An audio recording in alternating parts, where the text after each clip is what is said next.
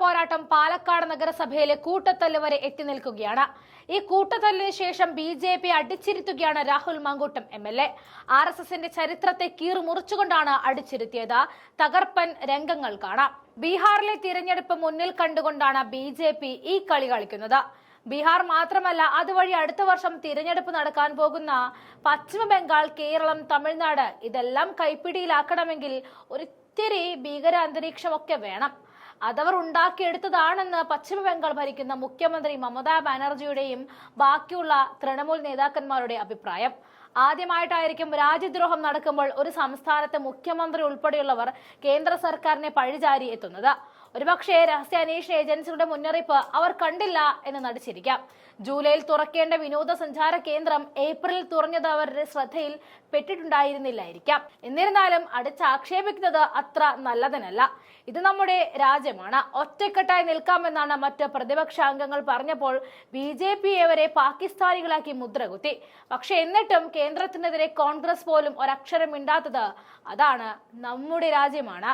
പശ്ചിമ ബംഗാളിലെ മാൾഡയിൽ മാധ്യമങ്ങളോട് സംസാരിക്കവേ തൃണമൂൽ കോൺഗ്രസ് ജില്ലാ കൗൺസിൽ അംഗവും ബ്ലോക്ക് പ്രസിഡന്റുമായ മർജീന ഖാതുൻ പറഞ്ഞത് ഇപ്രകാരമായിരുന്നു.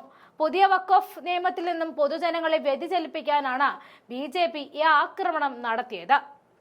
നിരന്തരമുള്ള സുപ്രീം കോടതിയുടെ വിമർശന ശരങ്ങൾ BJPക്കെതിരെ ആഞ്ഞു കൊത്തുമ്പോഴായിരുന്നു ഭീകരാക്രമണം ഉണ്ടായതെന്നത് സത്യം തന്നെ.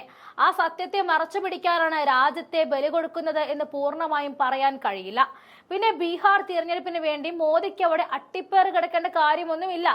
എപ്പോൾ വേണമെങ്കിലും കാലുമാറാവുന്ന നിതീഷ് കുമാറിനെ കൊണ്ട് ഇനി മേലാൽ കാലുമാറ്റിക്കുത്തില്ല എന്ന് സത്യം ചെയ്ത് ആണയിടിയിച്ചിട്ടാണ് മോദി ഭീകരാക്രമണത്തെക്കുറിച്ച് ചർച്ച നടത്താൻ പ്രതിരോധ മന്ത്രി രാജ്നാഥ് സിംഗുമായി കൂടിക്കാഴ്ച നടത്തിയത്. ഇങ്ങനെ വളരെ സത്യസന്ധമായും കൃത്യനിഷ്ഠവുമായി രാജ്യം കാക്കുന്ന പ്രധാനമന്ത്രി വേറെ ആർക്ക് കിട്ടും? ഭീകരർക്ക് സുരക്ഷിത താവളം ഒരുക്കുന്ന BJPയാണ്. അതുകൊണ്ടാണ് അവിടെ സൈനികർ ഉണ്ടായിരുന്നില്ലാത്തത്. അവർ ധിക്കാരപൂർവ്വം പ്രവർത്തിച്ചതാണ് വിനയാക്കിയതെന്നതാണ് തൃണമൂലിന്റെ ആരോപണം.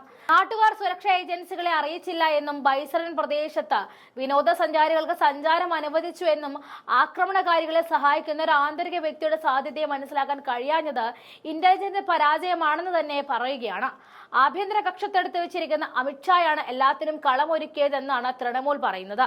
മമതാ ബാനർജിയുടെ അഭിപ്രായം വ്യത്യസ്തമല്ല. 2023 ജൂലൈയിൽ 2019 പുൽവാമ ഭീകരാക്രമണത്തെ ആസൂത്രിതമായ സംഭവം എന്ന് പറഞ്ഞുകൊണ്ടായിരുന്നു മമത അന്ന് പറഞ്ഞത്. അതുപോലെ തന്നെയാണ് പഹൽഗാം ഭീകരാക്രമണത്തെ കുറിച്ച് മമത ഇപ്പോഴും സംസാരിക്കുന്നത്. വാമൂടിക്കെട്ടാൻ നോക്കണ്ട എന്ന് കൂടി മമത ചേർക്കുന്നുണ്ട്. ശക്തമായ ആരോപണങ്ങളാണ് BJPക്കെതിരെ തൃണമൂൽ ഒരുക്കുന്നത്. എന്തായാലും രാജ്യത്തെ ഈ അവസ്ഥയൊക്കെ മാറി തിരിച്ചു വരാനുള്ള ശുഭപ്രതീക്ഷയിലാണ് എല്ലാവരും കാത്തിരിക്കുന്നത്.